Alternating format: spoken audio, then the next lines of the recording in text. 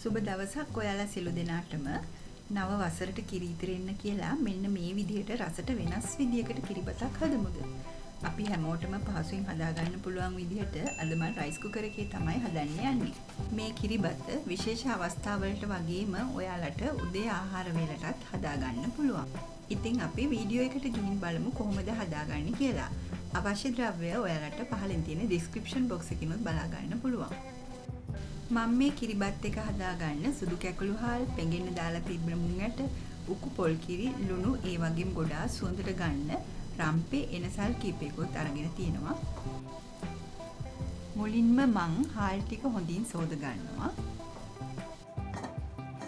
මං ඊයේ රෑ පෙඟෙන්න තියලා අරගත්ත මුං ඇට ග්‍රෑම් 200ක් තමයි මේ රයිස් කුකර් එකට දාගන්නේ. ඊළඟට හොඳින් සෝදගත්ත සුදු කැකුළු හාල් ග්‍රෑම් 500ක් දාගන්නවා. මේ කිරිබත ගොඩාක් රසට සුවඳට ගන්න රම්පේ එනසල් එකතු කරගන්න. ලුණු තේ හැන්දක් දැනට දාගන්නවා. පස්සේ ලුණු තව එකතු කරගන්න ඕන. සාමාන්‍ය බතක් උයනවට වඩා වැඩිපුර ටිකක් වතුර දාගන්න ඕනේ. ඔයාලා දන්නවා සාමාන්‍ය බතක් උයනකට වතුර තියාගන්න ඕනේ ප්‍රමාණය. ඊට වඩා පොඩි ප්‍රමාණයක් වැඩියෙන් වතුර තියාගන්න. දැන් මම බත ඉදෙන්න රයිස් කුකර් එක ඔන් කරනවා. බත ඉදෙනකල් අපි කිරිබත් එක කන්න රසම රස ලුණු මිරිසක් හදාගමු.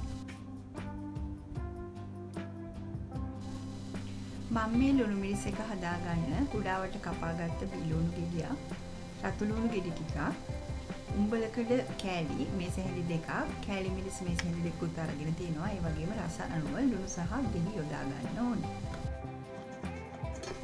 දැන් අපේ බත් එක ඉදිලා තියෙන්නේ. මේ වෙලාවේ හොඳට කුරු ගා ගන්න.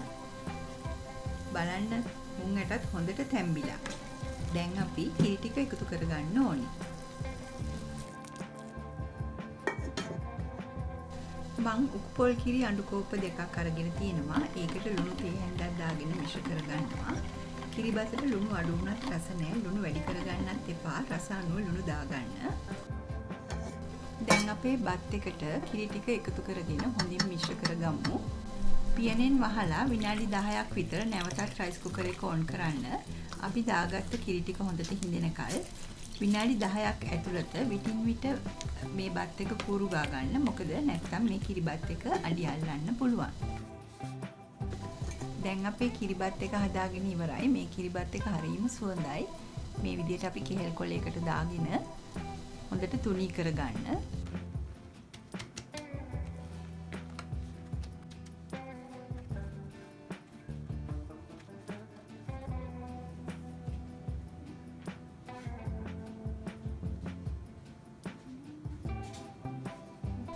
හොඳින් නිවුණගෙන් පස්සේ ඔයාලා කැමති විදිහකට කෑලි කපා ගන්න පුළුවන්.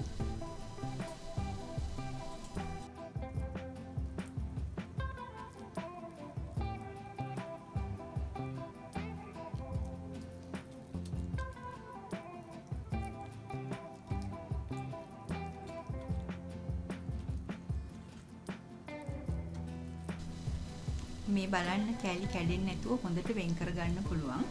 ඔයාලත් මේ විදිහට හදලා බලන්න.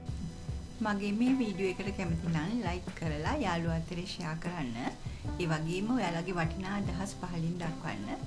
මාව subscribe කරලා නැත්නම් subscribe කරලා bell icon එකත් click කරලා තියාගන්න. එතකොට මම අලුතෙන් දාන recipes ඔයාලට ඉක්මනින්ම දැනගන්න පුළුවන් වෙයි. ඉතින් ඔන්න මම මේ හදාගත්ත මුං ඇට මිශ්‍ර රසම රස කිරිබත් එක. මේ ලුණු මිරිස මේ කිරිබත් එකට හරිම රසයි. ඔයාලත් අලුත් අවුරුද්දට හදලා බලන්න. මගේ මේ වීඩියෝ එක නරඹපු ඔයාලත් සියලු දෙනාටම බොහොම ස්තුතියි.